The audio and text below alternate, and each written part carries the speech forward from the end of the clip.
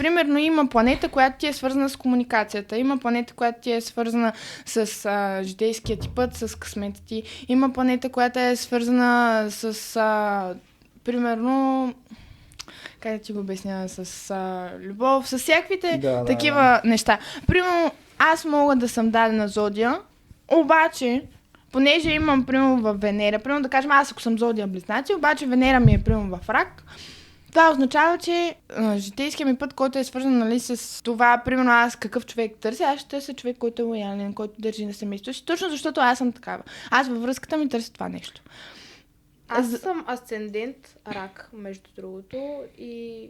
Ти си мръсен домушар. Да, и това ми е много силно изразено.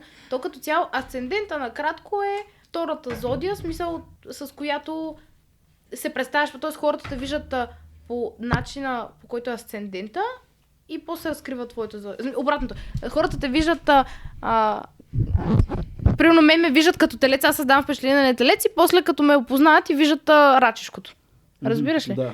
Тоест, значи, първото... доминантно пред всички други. Да, първото впечатление ти е зодията и второто впечатление вече ти е асцендента.